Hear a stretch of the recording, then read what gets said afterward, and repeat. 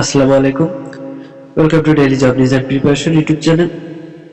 তো আশা করি সবাই ভালো আছেন, আমি আলহামদুলিল্লাহ ভালো আছি। আজকে আমি আপনাদের জন্য নিয়ে এসেছি একটি চাকরির পরীক্ষার প্রস্তুতিমূলক ভিডিও। ভিডিওটি হচ্ছে পত্রিকার পাতা থেকে দেওয়া 11 থেকে 20তম গ্রেডের চাকরির পরীক্ষার জন্য বাছাইকৃত 100% কমন উপযোগী 10টি সাধারণ জ্ঞানের প্রশ্ন। তো সকল প্রকার চাকরির পরীক্ষার জন্য কমন উপযোগী হতে চলেছে এই 10টি সাধারণ জ্ঞানের প্রশ্ন উত্তর। তো প্রশ্নগুলি হচ্ছে সাম্প্রতিক আন্তর্জাতিক বিষয়াবলী সম্পর্কিত গুরুত্বপূর্ণ সাধারণ জ্ঞান প্রশ্ন উত্তর। সো আবার চাকরির প্রার্থী ভাই বোনরা কেউ মিস করবেন না, বিস্তারিত ভিডিওটি দেখুন, আশা করি আপনাদের কাজে দেবে। তো অনেক জায়গায় অনেক সময় নষ্ট করে থাকেন আপনারা, তো এখানে আপনি সর্বোচ্চ 5 মিনিট সময় ব্যয় করে ভিডিওটি দেখে যান। অবশ্যই আমি মনে করি যে আপনাদের অনেক উপকার হবে। তো চলুন আর কথা না বাড়িয়ে ভিডিওটি শুরু করা যাক। তো আমাদের চ্যানেল যারা নতুন আছেন তারা অবশ্যই চ্যানেলটি সাবস্ক্রাইব করে আমাদের সাথে থাকবেন এবং আমাদের ভিডিও ভালো লাগলে অবশ্যই লাইক কমেন্ট শেয়ার করবেন।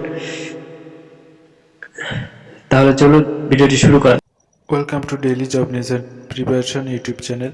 Subscribe for Daily Job News. Thank you. তো ভাই সাবস্ক্রাইব করেছেন তো? তাহলে চলুন আমরা প্রশ্নে চলে যাই।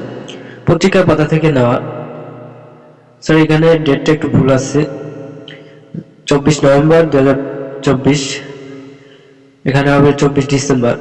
তো যাই হোক, প্রথম প্রশ্নটি কি আছে দেখুন। 1 নম্বর, EHR এর পুনরূপ কি? EHR এর পুনরূপ কি? EHR এর পুনরূপ হচ্ছে electronic health record. ELECTRONIC electronic health, HCALT health, RECORD record. তো EHR এর পুনরূপ হচ্ছে ইলেকট্রনিক হেলথ রেকর্ড। 2 নম্বর প্রশ্ন হচ্ছে ইউরাল পর্বতের পশ্চিমাংশে কোন মহাদেশ?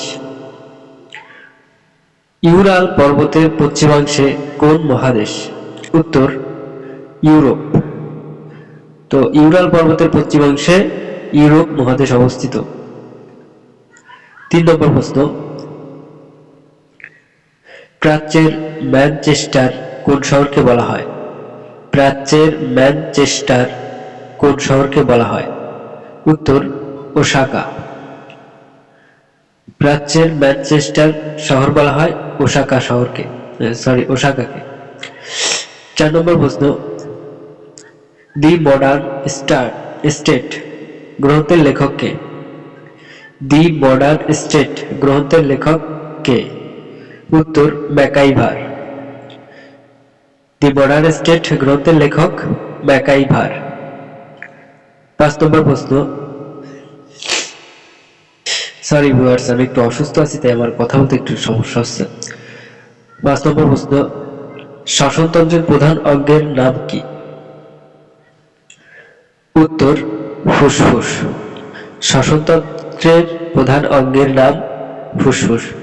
6 নম্বর প্রশ্ন, প্রধান নির্বাচন কমিশনার সহ অন্যান্য নির্বাচন কমিশনারগণ শপথ নেবেন কবে?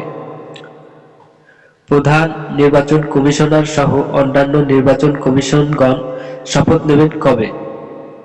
24 নভেম্বর 2024। তো এখানে প্রশ্নটা এইভাবে হবে, প্রধান নির্বাচন কমিশনার সহ অন্যান্য নির্বাচন কমিশনগণ শপথ নিয়েছেন কবে? 24 নভেম্বর 2024। 7 নম্বর প্রশ্ন, ইসরায়েলি প্রধানমন্ত্রী নেতানিয়াহু ও সাবেক প্রতিরক্ষা মন্ত্রী গ্যালারেন্টর বিরুদ্ধে গ্রেফতারি পরোয়ানা জারি রয়েছে আইসিসি ইন্টারনাল ক্রিমিনাল কোর্টে তাদের গ্রেফতারি পরোয়ানা জারি রয়েছে। 8 নম্বর প্রশ্ন, অন্যান্য সাহিত্যিক পুরস্কার 1431 কে কে পেয়েছে? অনন্য সাহিত্য পুরস্কার 1431 কে কে পেয়েছে? উত্তর নূরে জান্নাত ও নুসরাত নূশিন। নূরে জান্নাত ও নুসরাত নূশিন। 9 নম্বর প্রশ্ন, সময়ের আগে জন্ম দেওয়া নবজাতক আকালিক নবজাতক জন্মদানে বাংলাদেশের অবস্থান বিশ্বে কততম? সময়ের আগে জন্ম দেওয়া নবজাতক আকালিক নবজাতক জন্মদানে বাংলাদেশের অবস্থান বিশ্বে কততম? উত্তর প্রথম। তো এখানে বিষয়টা হচ্ছে সাধারণত একটি বাচ্চা জন্ম নেয় আমরা বলে থাকি 10 মাস 10 দিনে। তো এখানে 10 মাস 10 দিনের আগে, অর্থাৎ বাংলাদেশে দেখবেন অহরহ দেখা যায় যে 7 মাসে 8 মাসে 9 মাসের মধ্যে নবজাতকের জন্ম হয়ে যায়। তো এটাকে বলে আকালিক নবজাতক। তো এটা এই জন্মদানে বিশ্বে বাংলাদেশ সর্বপ্রথম অবস্থানে আছে। তো আমরা 10 নম্বর প্রশ্ন দেখব। COP 29 এর নাম কি দেওয়া হয়েছিল? COP 29 এর নাম কি দেওয়া হয়েছিল? উত্তর ফাইন্যান্স কপ বা জলবায়ু আর্থিক সম্মেলন। COP 29 এর নাম দেওয়া হয়েছিল ফাইন্যান্স কপ বা জলবায়ুর আর্থিক সম্মেলন। সো ভিউয়ার্স, আজকের ভিডিও এই পর্যন্ত ছিল।